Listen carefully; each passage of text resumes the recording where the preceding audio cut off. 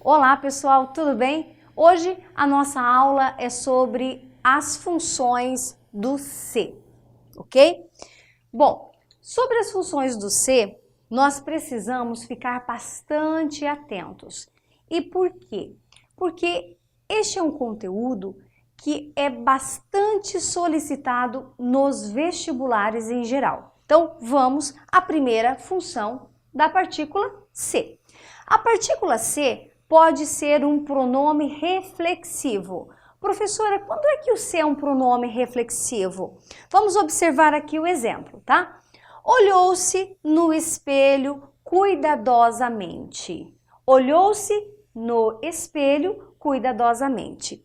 Olhou quem no espelho? Não é isso? Olhou quem? Olhou a si mesmo. Olhou a si mesma no espelho. Então é bem fácil.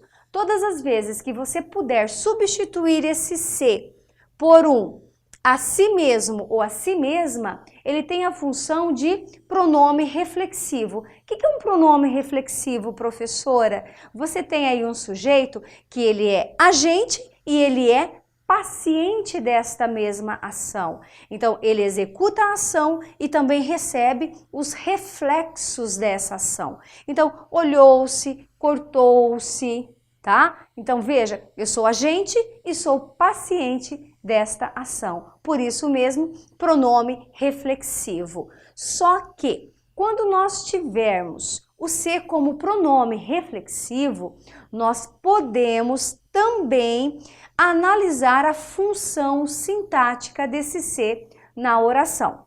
Como assim, professora? Analisem comigo aqui, ó. Ele cortou-se com a faca, com a lâmina da faca. Vamos fazer uma análise sintática juntos? Ele cortou-se. Quem é o sujeito deste verbo? Ele.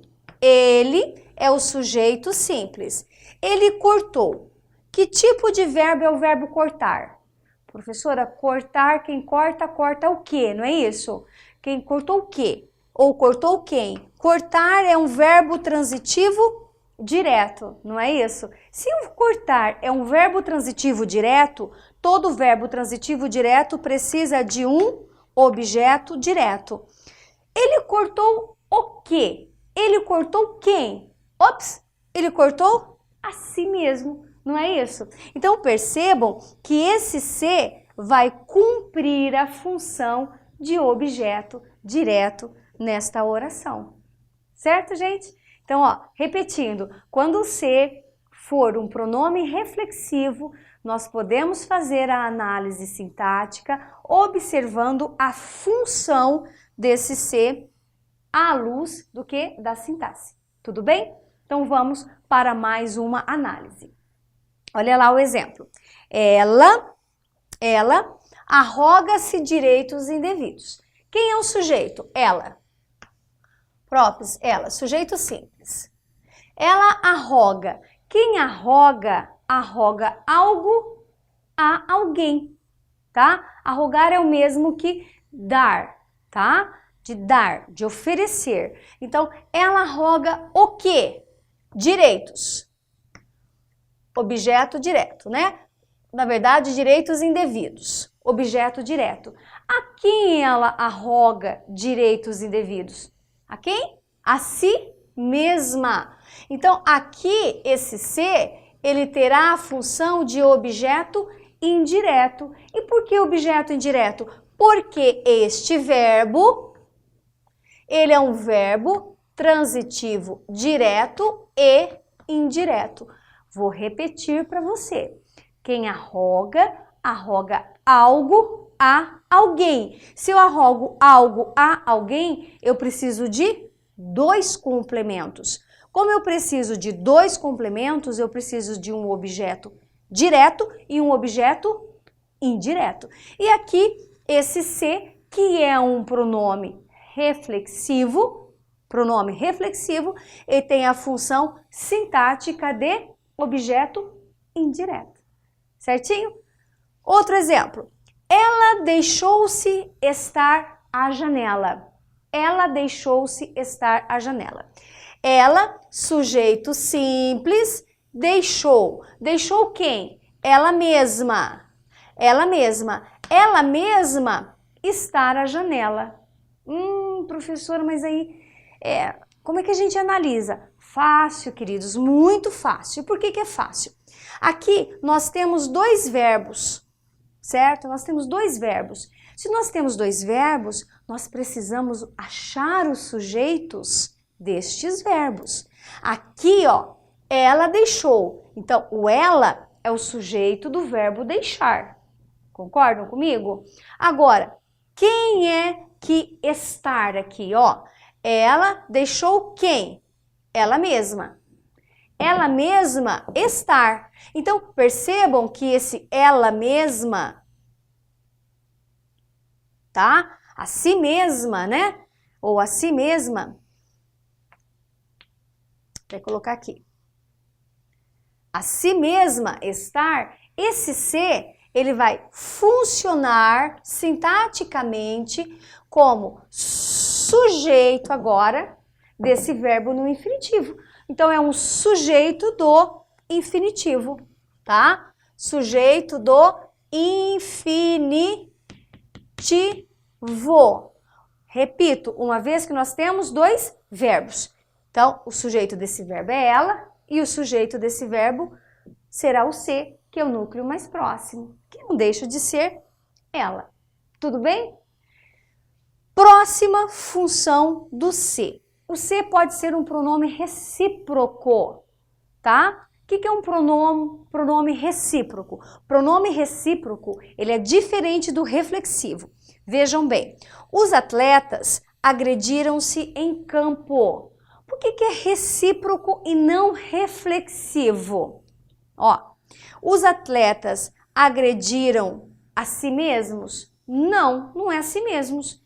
Por que não é a si mesmos? Porque não é reflexivo. Ele é recíproco, tá? Recíproco porque nós vamos falar uns aos outros. Por isso que é recíproco. O que significa reciprocidade? Significa que eu sou agente e sou paciente, mas de ações que acontecem concomitantemente, paralelamente. Então, seria assim, os atletas agrediram-se. Então, um agrediu ao outro, mas ao mesmo tempo em que eu agredi, eu fui agredida. Ao mesmo tempo em que eu, de repente, né, usei de violência, alguém também usou de violência contra mim.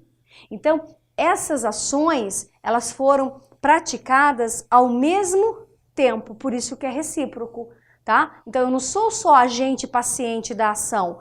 Eu agi e recebi os reflexos da minha ação. Não, eu agi e recebi os reflexos da ação do outro, assim como o outro também agiu e recebeu ao mesmo tempo os reflexos da ação dele. Então, por isso que ele é o quê? Recíproco, tá? Então, qual é a dica? Você terá um pronome recíproco quando você puder substituir esse ser por uns aos outros, tá bom? E não por a si mesmo ou a si mesma. Tranquilo? Bora partir para o outro? Vamos falar do ser como partícula expletiva ou partícula de realce. Nós falamos do que também, tá? Se você ainda não assistiu a aula sobre o que, volta lá um pouquinho, tá bom? Que está muito legal. A partícula C também é conhecida ou também pode ser classificada como uma partícula expletiva ou de realce. Por que partícula expletiva e de realce? Expletiva porque eu posso fazer o quê? Tirei e não uso. Vai fazer falta? Não. Por que eu coloquei então, professora? Eu coloquei porque eu quero dar ênfase, eu quero realçar. Por isso, chamada expletiva ou de realce. Exemplo, ele se morria de ciúmes dela. Pessoal, ele se morria de ciúmes dela. Não preciso desse ser, concordam comigo? Deixa eu pegar um amarelinho aqui, ó. Ele se morria de ciúmes dela? Não, ele morria de ciúmes dela. Esse ser, ele está ali para enfatizar, né, a ideia, né, dos ciúmes, dessa hipérbole, desse exagero, ok? Tranquilo? Próximo, parte integrante do verbo. Quando é que o ser ele é parte integrante do verbo? Tá? Ele é parte integrante do verbo porque o verbo precisa da partícula ser. O verbo é chamado de verbo pronominal. Esse verbo ele é chamado de verbo pronominal. Professora, o que significa um verbo pronominal? Queridos, existem verbos que não podem ser conjugados sem um pronome. Eu vou me explicar melhor. Por exemplo, você tem como conjugar o verbo, falar assim, sobre o verbo arrepender? Dá para falar assim, eu arrependo? Eu arrependo? Não, eu me arrependo. Tu te arrependes. Ele se arrepende. Nós nos arrependemos. Vós vos arrependeis. Eles se arrependem. Tá vendo que quando eu conjuguei o verbo arrepender-se, eu precisei colocar o pronome, tá? Oblíquo em todos os verbos. Por quê? Porque ele é um verbo pronominal. Não dá pra gente falar o verbo sem o pronome, tá certo? Então a partícula se, ela faz parte de alguns verbos. Por isso, chamado de quê? De parte integrante do verbo. Olha um exemplo de o verbo ajoelhar-se. O verbo ajoelhar-se, você não pode falar assim, eu ajoelho aos seus pés. Eu ajoelho? Não, eu me ajoelho. Ele se ajoelha. Nós nos ajoelhamos. Então, esse verbo, que é o verbo ajoelhar-se, ajoelhar-se. Então, nós falamos até assim, ó, ajoelhar-se. Você não fala verbo ajoelhar. Não, verbo ajoelhar-se, certo? Então, esse se é uma parte integrante do verbo. Tipo assim, o verbo precisa dele para ser conjugado, certo? Ok. 5. Se pode ser o quê?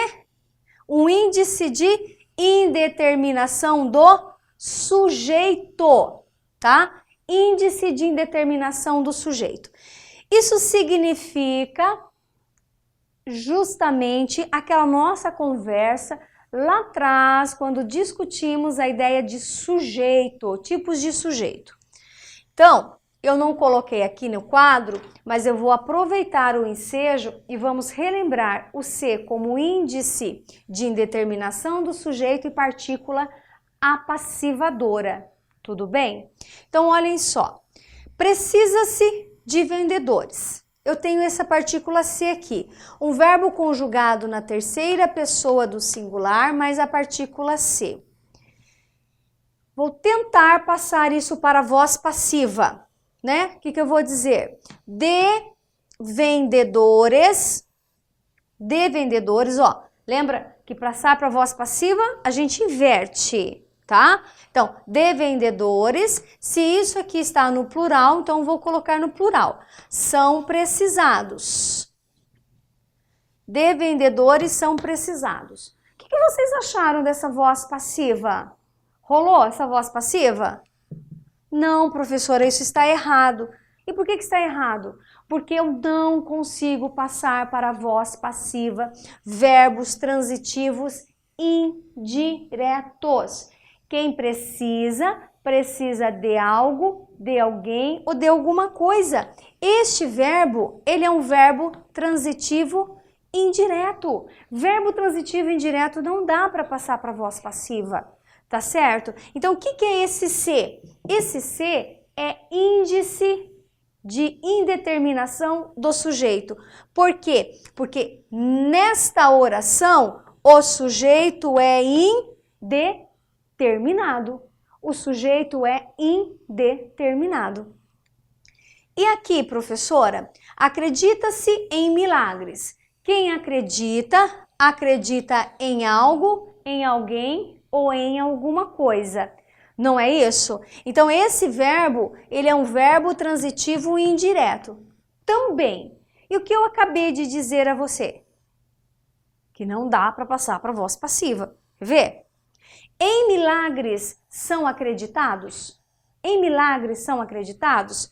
Não dá, tá? Se não dá para fazer isso, se eu não consigo passar para a voz passiva, esse C, ele é classificado como índice de indeterminação do sujeito.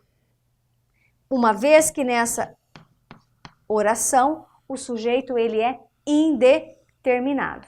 Pessoal, eu vou voltar um pouquinho ali no quadro, tá? Eu quero que você me acompanhe, só para eu fazer um exemplo para vocês, aqui, ó, nesse espaçozinho do quadro, tá bom?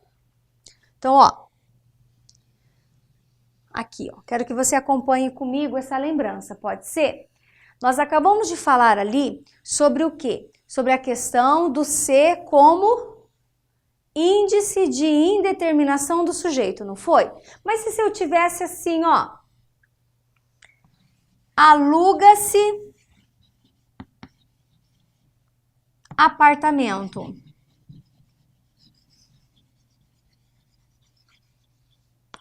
Aluga-se apartamento, tá? Aluga-se apartamento. Quem aluga, aluga algo ou alguma coisa, não é isso?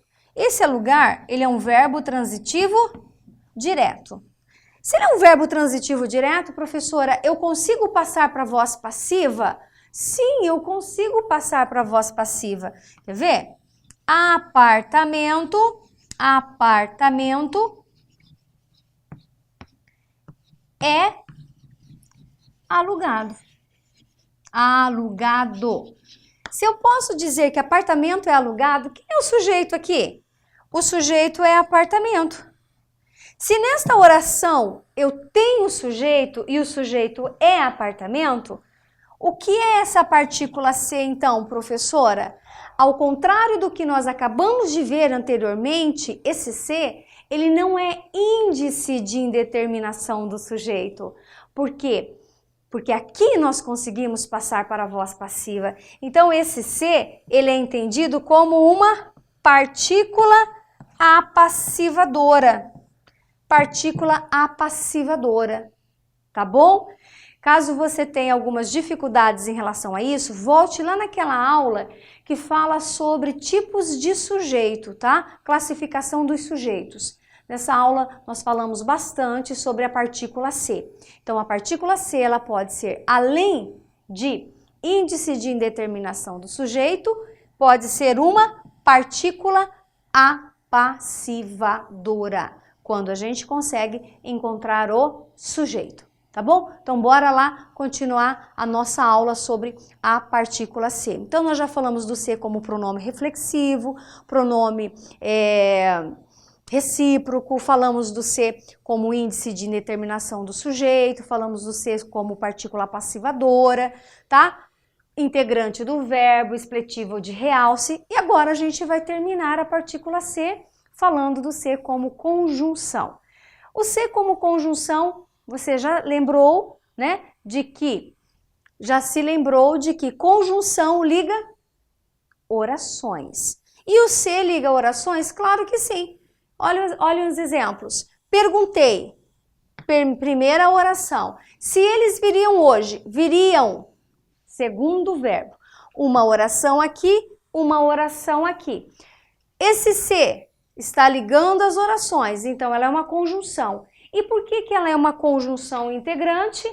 Lembrando vocês, todas as conjunções serão integrantes quando iniciarem, introduzirem uma oração subordinada substantiva. Qual? Qualquer uma. Pode ser a subordinada substantiva subjetiva, objetiva direta, objetiva indireta, completiva nominal, apositiva ou predicativa. Neste caso, perguntei o quê? Tá? Então, essa aqui é uma oração principal. Perguntei o quê? Se eles viriam hoje.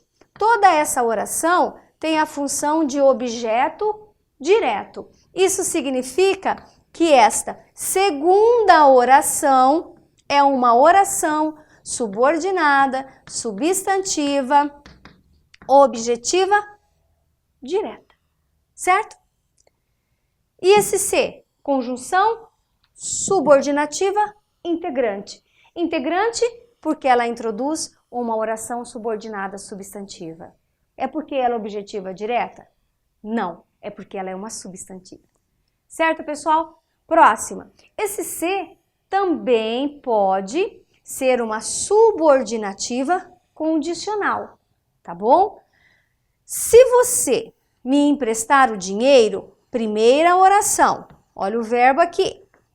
Primeiro verbo, primeira oração.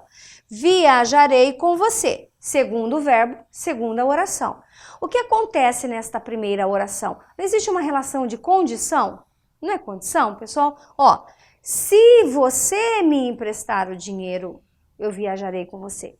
Ou seja, eu só viajarei com você caso você me empreste o dinheiro. Ou seja, se você me emprestar o dinheiro. Então, esse se, ele inicia o que nós chamamos de oração subordinada adverbial condicional.